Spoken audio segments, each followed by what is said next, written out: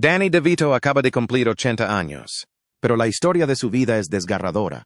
Su propia madre admitió que nunca lo quiso. Su padre se volvía violento cada noche cuando bebía. La policía fue llamada a su casa 17 veces antes de que Danny tuviera 15 años. Pero eso no es lo peor. Danny lleva décadas ocultando un doloroso secreto, una rara enfermedad que hace que el día a día sea una agonía. Hollywood le ofreció millones para que se operara y cambiara de cara. Se negó y quemó el contrato. Ahora, a los 80 años, por fin sale a la luz la verdad sobre su sufrimiento. La vida de Danny DeVito no empezó fácil. Nació en Neptune, Nueva Jersey, en 1944. Y desde el principio, las probabilidades estaban en su contra. Su madre, Julia, ya tenía 40 años y había criado a varios hijos. No quería tener otro. Años después, lo admitió abiertamente. No lo quería, pero estoy tan orgullosa de él. Ese tipo de confesión podría quebrar a cualquiera, pero para Danny se convirtió en combustible. Ese temprano sentimiento de rechazo nunca le abandonó, y lo arrastró como una sombra durante toda su infancia. Pero en lugar de dejar que le pesara, siguió adelante. Quería demostrar que valía algo, pero su lucha no terminó ahí. En casa, la vida era impredecible. Su padre, Daniel Padre, era un hombre amable durante el día. Tenía una tienda de golosinas en Asbury Park y era muy querido. Pero cuando llegaba la noche y el alcohol hacía efecto, se convertía en otra persona. Iracundo, ruidoso, incluso violento. Danny aprendió a estar atento a las señales, al sonido de las botellas, a cómo cambiaban los pasos de su padre. A veces se escondía en los armarios, otras veces corría hacia los vecinos. Entre 1950 y 1955, la policía acudió a su casa al menos 17 veces. Estas experiencias infantiles dejaron profundas huellas.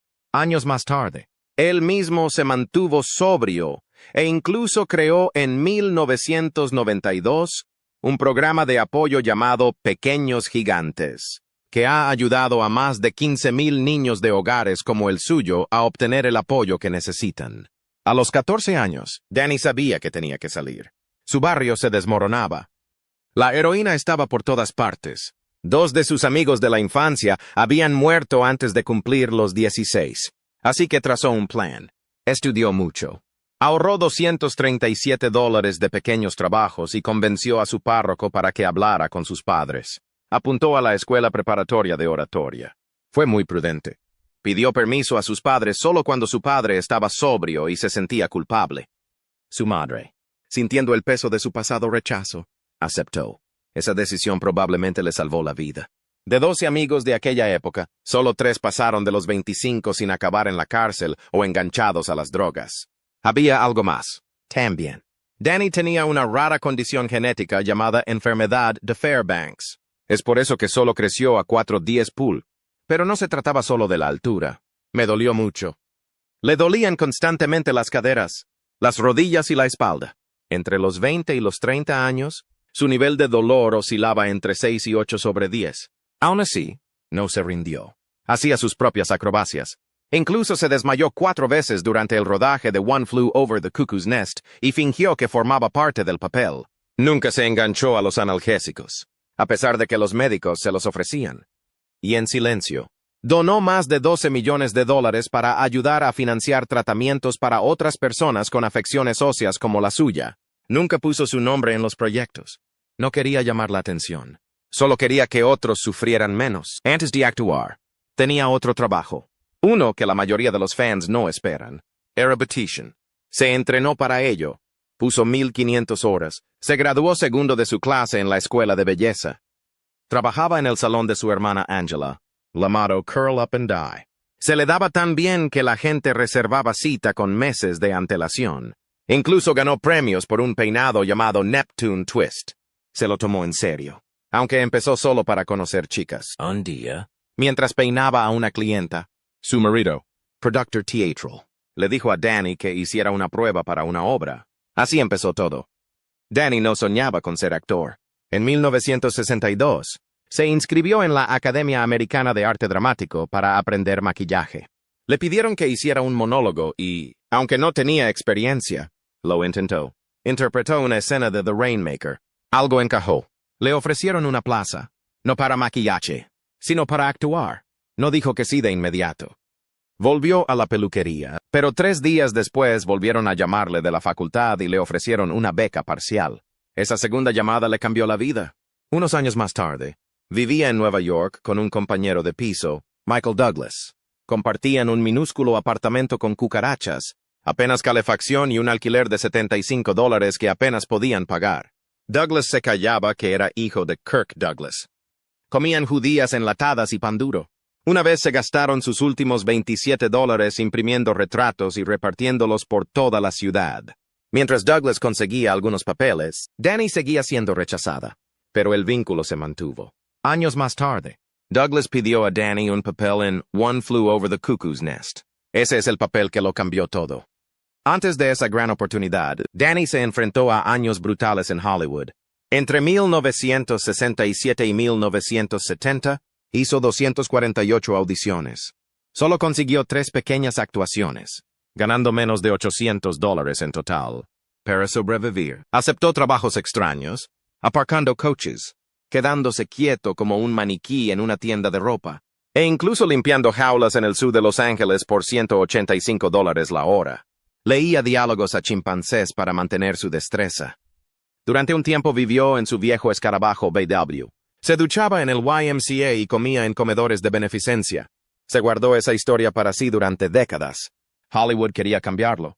Productores y agentes le dijeron que se operara. Algunos sugirieron romperle y alargarle las piernas. Otros querían cambiarle la forma de la cara. Un estudio llegó a ofrecerle casi $1 millón actuales si seguía adelante. Dijo que no. De hecho, quemó el contrato en una hoguera en la playa. Se negó a convertirse en otra persona por la fama. Su respuesta a un director de casting se le quedó grabada durante años. Prefiero ser una versión de primera de mí mismo que una versión de segunda de otra persona. Sus primeros papeles estaban mal pagados y le costaron mucho trabajo. Su primer espectáculo fuera de Broadway pagaba $25 a la semana. Trabajó turnos de noche en una imprenta solo para pagar el alquiler. Durante ese espectáculo, estaba lidiando con una profunda depresión. Estuvo a punto de renunciar. Su primera película le pagó poco más de $200. Y contrajo neumonía rodando en agua helada. Incluso durmió en un granero para ahorrar dinero. Su padre enfermó en 1972, y Danny no podía ir mucho a casa. Cuando su padre murió, lo aplastó. Solicitó un trabajo en correos y pensó en dejar de actuar. Pero el mismo día que recibió la carta de oferta, sonó el teléfono. Se trataba de una audición para One Flew Over the Cuckoo's Nest. Ese momento lo cambió todo. El dolor, la pobreza, el rechazo, todo le llevó a esa única oportunidad, y la aprovechó. Su antiguo compañero de piso, Michael Douglas, resultó ser el productor, aún más loco. DeVito ya había interpretado el mismo personaje, Martini, años antes en una versión teatral. Así que cuando el equipo de casting no estaba seguro, él ya estaba totalmente preparado. La película se rodó en el interior de un hospital psiquiátrico real, y el reparto incluyó incluso a pacientes reales como extras. El escenario era intenso, lo que ayudó a DeVito a aportar algo de crudeza a su interpretación. Solo estuvo en pantalla 5 minutos y 52 segundos, pero dejó huella. El director Milos Forman le apoyó incluso cuando el estudio quería un nombre más grande. La película ganó 5 Oscar importantes. Y aunque DeVito no fue nominado, por fin estaba en el mapa. Entonces, en 1978, DeVito tomó una decisión que la mayoría de la gente pensó que era una locura. Renunció a 3 papeles en películas para audicionar para una comedia de televisión llamada Taxi. Su propio agente le dijo que no lo hiciera. Todos en Hollywood decían que pasar del cine a la televisión era un suicidio profesional, pero DeVito confió en su instinto. Cuando leyó el guión, supo que tenía que interpretar al personaje de Louis de Palma. Durante la audición, no se limitó a leer frases. Realizó un monólogo completo de 7 minutos que dejó a todos atónitos. La ABC estaba nerviosa por su baja estatura, solo 1,80 m. Pero el creador James L. Brooks amenazó con renunciar si no lo contrataban. Eso es lo mucho que creía en DeVito. Danny ni siquiera negoció por más dinero. Firmó el contrato de inmediato a pesar de que le pagaban un 40% menos de lo que ganaban otros actores. Y así, todo cambió. Antes de Taxi, había sido rechazado en casi 200 audiciones en 3 años. Los directores de casting le decían que era demasiado bajo, demasiado raro, demasiado diferente. Pero una vez emitido el programa, se convirtió en una sensación. En 8 episodios, recibió más de 11,000 cartas de fans. Eso era inaudito, especialmente para un personaje secundario. Luis de Alma no solo era gracioso, era desagradable, grosero y horrible, y a la gente le encantaba. Censores recibía entre 3 y 5 cartas de queja en cada episodio solo por Luis.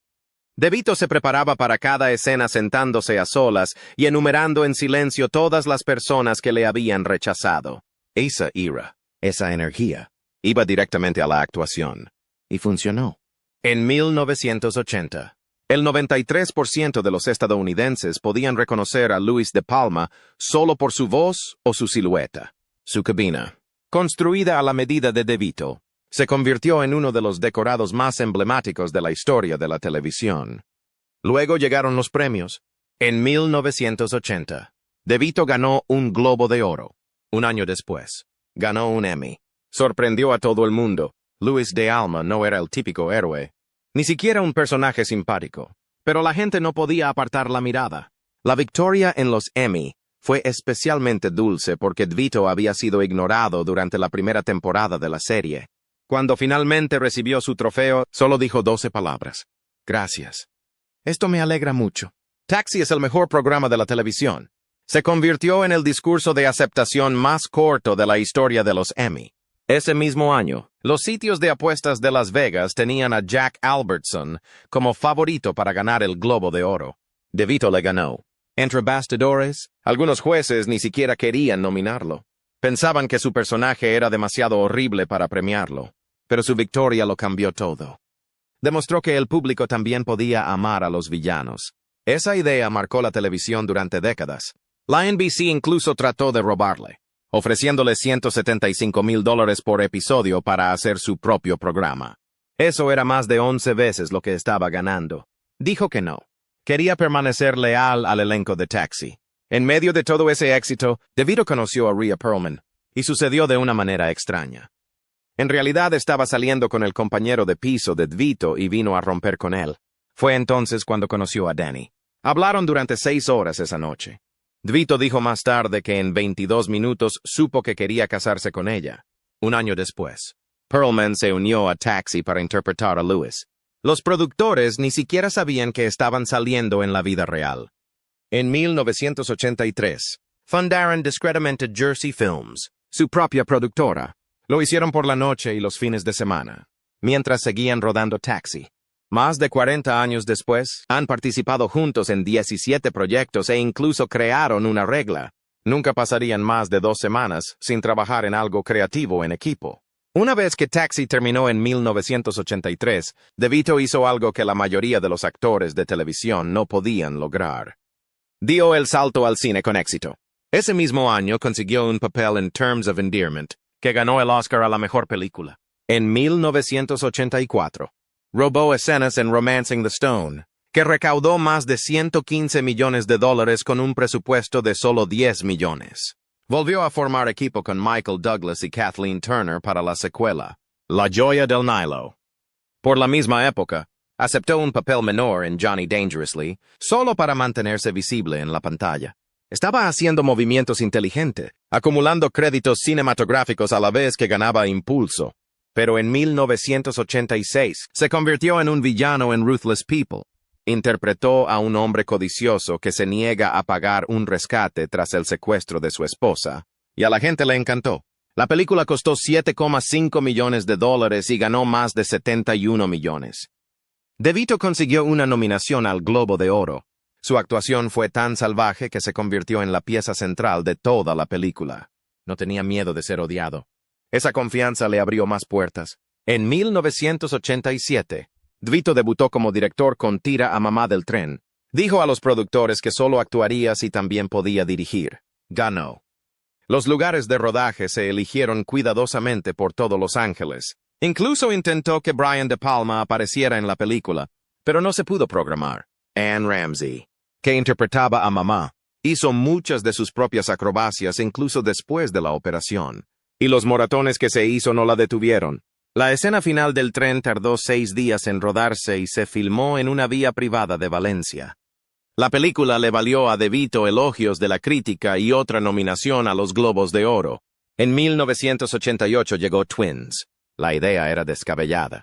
Emparejar a De Vito con Arnold Schwarzenegger como gemelos perdidos.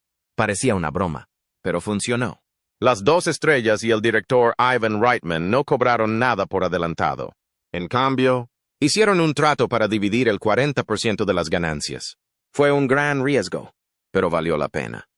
La película recaudó $216 millones en todo el mundo, lo que supondría más de 500 millones hoy en día.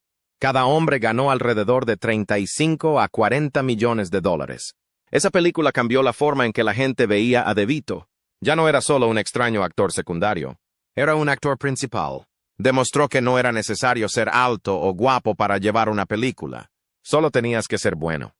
Mientras todo el mundo estaba pendiente de su carrera como actor, De Vito también estaba construyendo algo entre bastidores. Ya había dirigido una película para televisión llamada The Ratings Game en 1984. Dirigió un episodio de Amazing Stories en 1986, trabajando de nuevo con Ria. Y en 1989, recuperó a sus coprotagonistas de Romancing the Stone para La Guerra de los Rose. La historia era brutal, divertida y muy cercana para muchos. En Alemania, el título se convirtió incluso en un término de argot para referirse a los divorcios desagradables. El estilo de De Vito, divertido, extraño y emotivo, destacaba.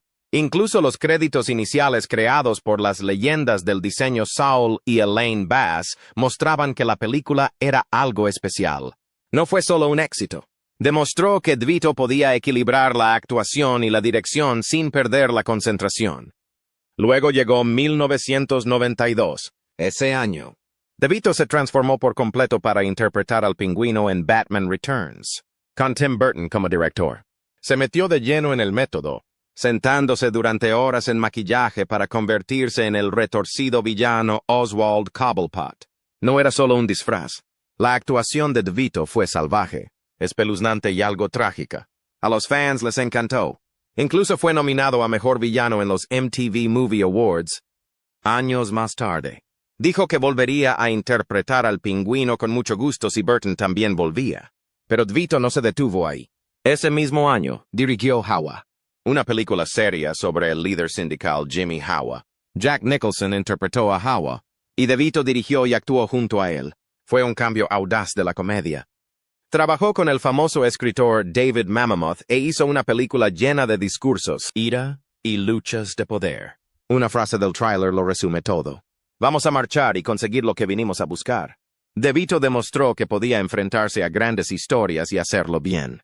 También en 1992, De Vito tomó un nuevo camino. Comenzó su propia compañía de producción llamada Jersey Films. No fue solo un movimiento de vanidad. Se asoció con Michael Schamberg y más tarde con Stacy Sher. Juntos construyeron uno de los estudios independientes más poderosos de los 90. De Vito quería encontrar grandes guiones y ayudó a convertirlos en películas reales y lo hizo. Jersey Films cambiaría la industria. En 1994, tomaron un gran riesgo en un guión salvaje. Esa película era Pulp Fiction. Tarantino había escrito algo oscuro, extraño y totalmente original. Cuando un estudio lo rechazó, Jersey Films lo mantuvo vivo. Le dieron a la compañía de Tarantino dinero y espacio de oficina. El presupuesto total era de solo $8 millones. Tarantino prometió que parecería una película de $25 millones y cumplió su promesa. Llegó a los cines en octubre de 1994 tras un estreno en Cannes. Se convirtió en un clásico y demostró que De Vito tenía buen ojo para los trabajos atrevidos y revolucionarios. En 1996, De Vito dirigió Matilda, una película basada en el libro de Roald Dahl. Interpretó al horrible padre de Matilda y a su mujer, Rhea Perlman, como su madre. Lo que la hizo especial no fue solo la película, sino lo que ocurrió entre bastidores. La joven estrella, Mara Wilson, se enfrentaba al cáncer de su madre. De Vito y Perlman la cuidaron como si fuera de la familia. De Vito incluso llevó al hospital una versión casi final de la película para que su madre pudiera verla antes de morir. Wilson diría más tarde que se sentían como sus tíos favoritos. Jersey Film siguió haciendo películas únicas. En 1999 estrenaron Man on the Moon, una película sobre el cómico Andy Kaufman. DeVito había trabajado con Kaufman en Taxi años antes. Esta vez interpretó al representante de Kaufman y ayudó a producir la película. Jim Carrey hizo una interpretación poderosa, convirtiéndose por completo en Kaufman. La crítica la alabó, pero no le fue bien en taquilla. Aún así, DeVito apoyó la película. Le importaba más la historia que el dinero. Durante todo este éxito, DeVito ocultaba un doloroso secreto. Tenía la enfermedad de Fairbanks, un raro trastorno óseo que le causaba un dolor constante. Se sometía a una operación tras otra, pero el dolor siempre volvía. Hollywood le dijo que lo mantuviera en secreto. Dijeron que si parecía débil, perdería el trabajo. Así que siguió adelante, incluso cuando le dolía estar de pie. Durante su época en It's Always Sunny en Filadelfia, actuaba a pesar del dolor y luego se desplomaba fuera de cámara. Por fin habló en 2025. Cansado de guardar silencio, quería que los médicos se tomaran en serio la enfermedad, no solo por él, sino por otros que viven sufriendo sin ayuda. En 2015, Dwight y Perlman vendieron su casa de Beverly Hills. La poseían desde 1994. Era enorme. 14.579 pies cuadrados en 2 acres con una bodega, gimnasio, estudio de arte y 2 piscinas. Lo tenía todo. Pero para entonces, sus 3 hijos, Lucy, Grace y Jake, ya eran mayores. La venta no fue solo por dinero. Marcó el final de una era para su familia.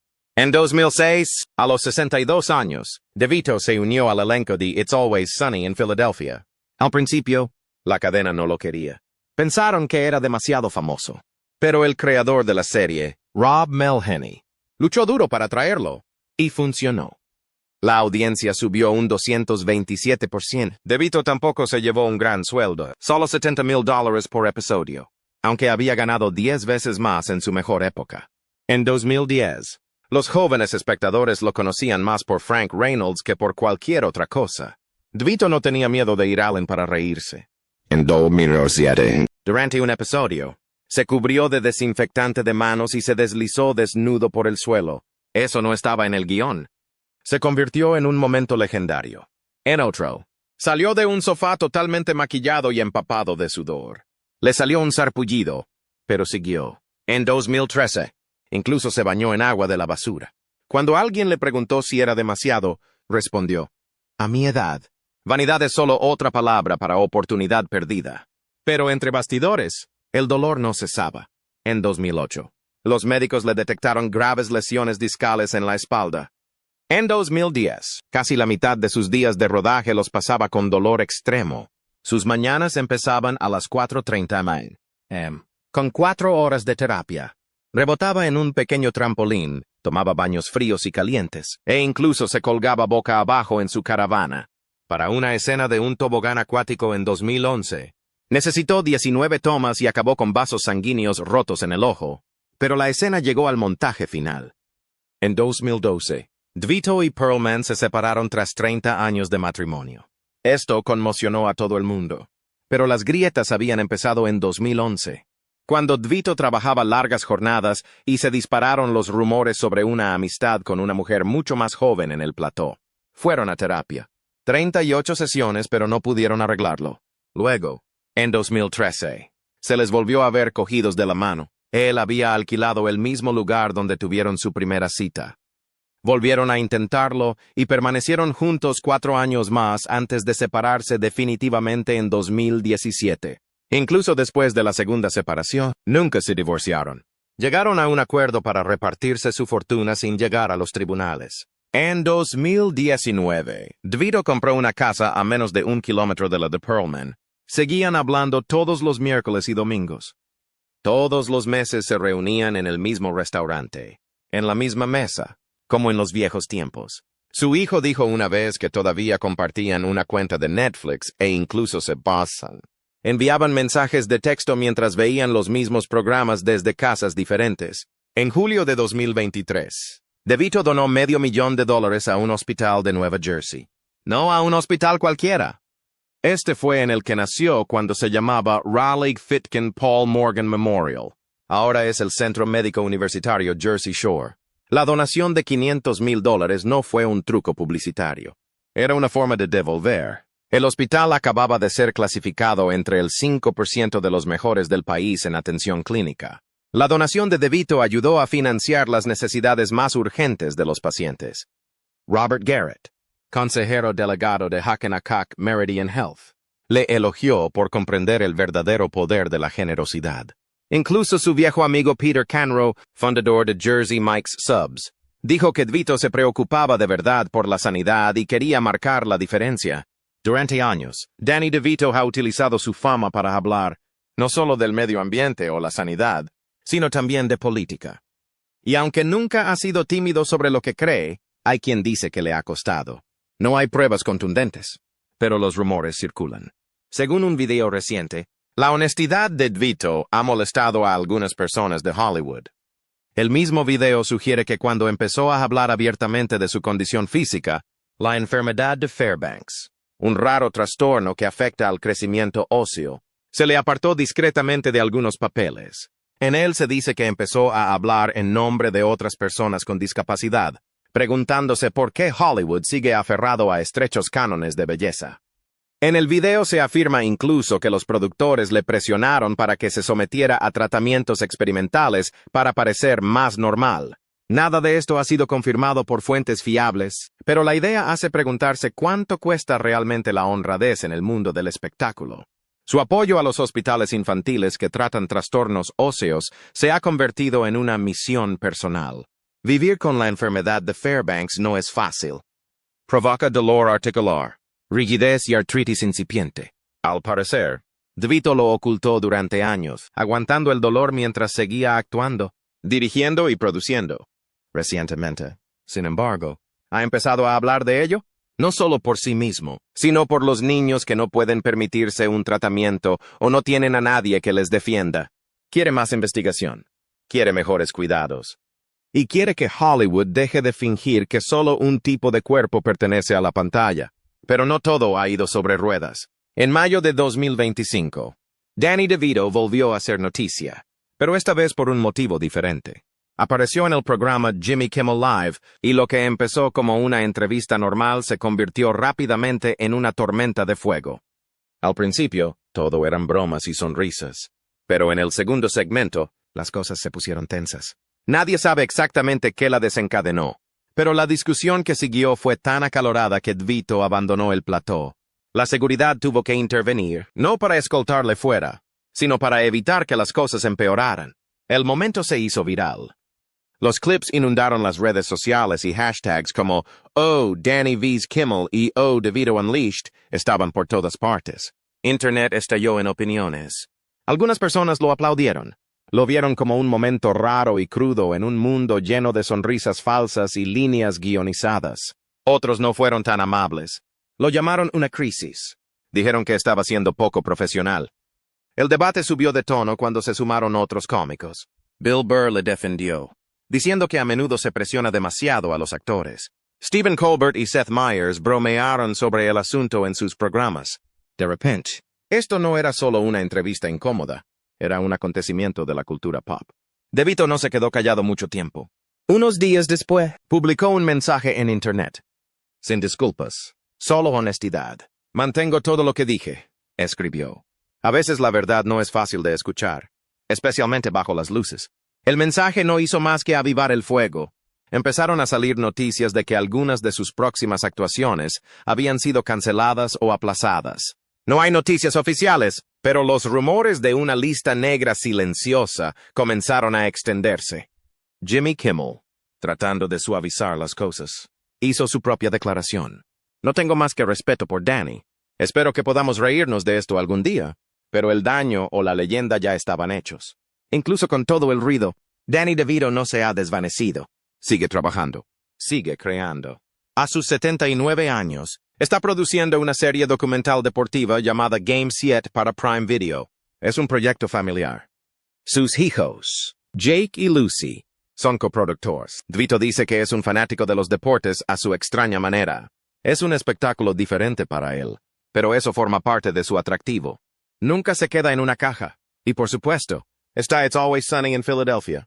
Lleva interpretando a Frank Reynolds desde la segunda temporada en 2005. La serie tenía problemas entonces, y la llegada de DeVito cambió las cosas. Su energía caótica y su perfecta sincronización contribuyeron a convertirla en un éxito de culto. Ahora, casi 20 años después, sigue